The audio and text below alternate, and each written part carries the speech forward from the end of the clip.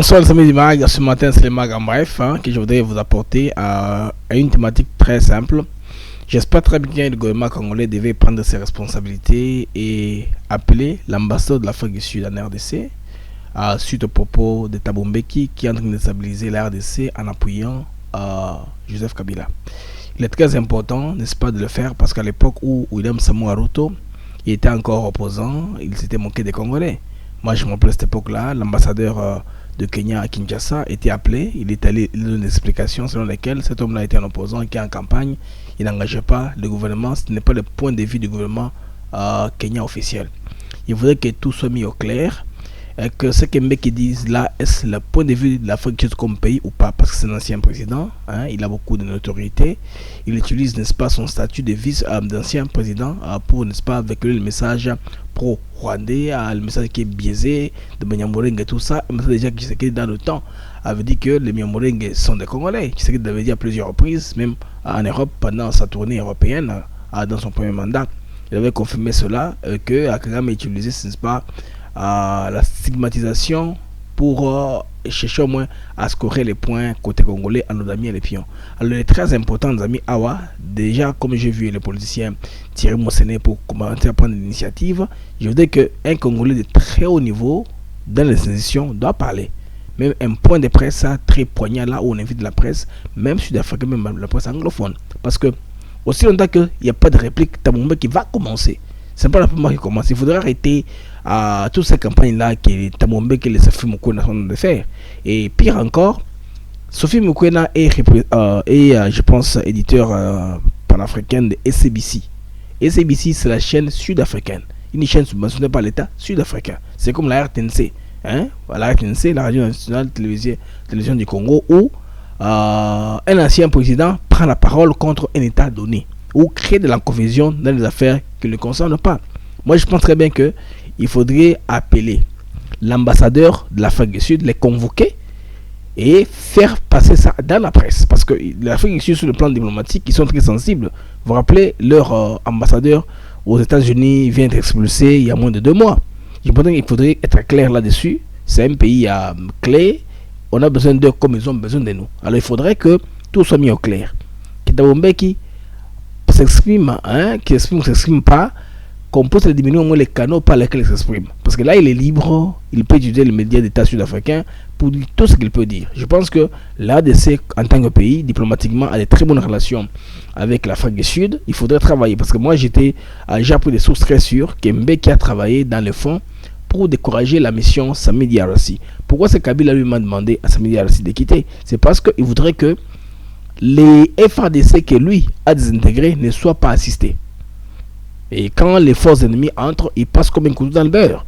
Les Sud-Africains posaient un blocage à cela. Alors, Mbeki, de son côté, avec M. Kabila, ils ont travaillé pour décourager cette mission-là.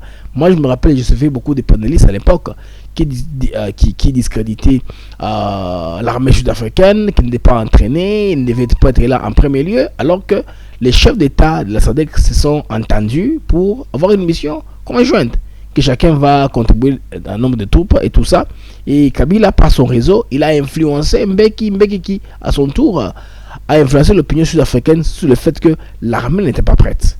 Maintenant qu'il y a eu des morts, vous voyez, alors ils se sont retirés. Et tout ça, c'est Mbeki qui est en train de nous damer un peu de l'interne. Calmement, il nous dame un peu les pions de l'interne. Ce qui est très important ici, que le gouvernement congolais s'exprime clairement, qu'on convoque l'ambassadeur de l'Afrique du Sud, qu'il explique clairement.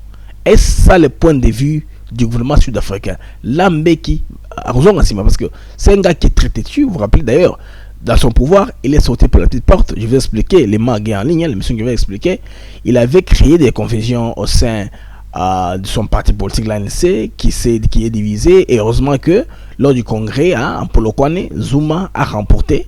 Et Zuma est devenu président de l'ANC, de surcroît candidat à la présidence de la République, malgré qu'il était en opposition avec Mbeki. Alors, il ne faudrait pas que l'activité de Mbeki puisse compliquer les affaires entre la RDC et l'Afrique du Sud. Je pense que c'est très important d'appeler l'ambassadeur qui parle à la presse congolaise et qui se exprime clairement, qui puisse bien en tout cas expliquer, qui puisse expliquer quel est le point de vue de l'Afrique du Sud par rapport à tout cela.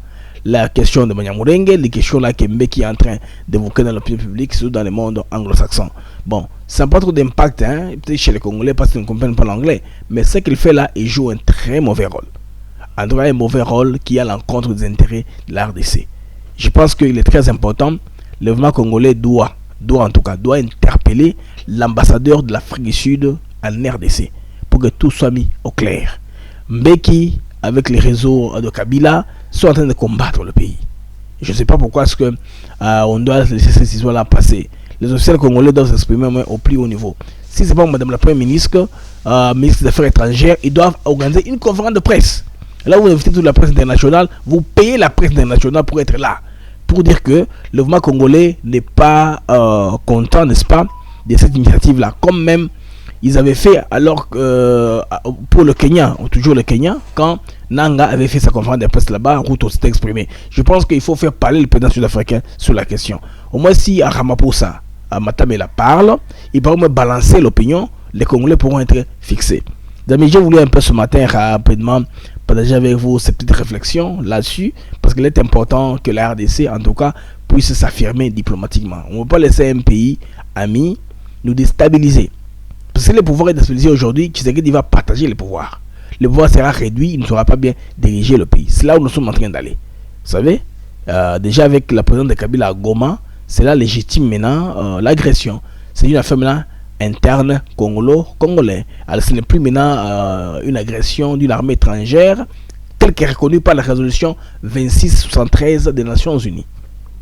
Alors, les amis, c'était brièvement ça que je vous ai apporté dans ce mag de ce matin. Au revoir et à plus tard. C'est une intuition de maître. Parce que dans la guerre ici, quand je suis debout, par exemple, pour faire le métier, tout ce que je sors, ce n'est pas des choses auxquelles je pense. J'ai évidemment un schéma.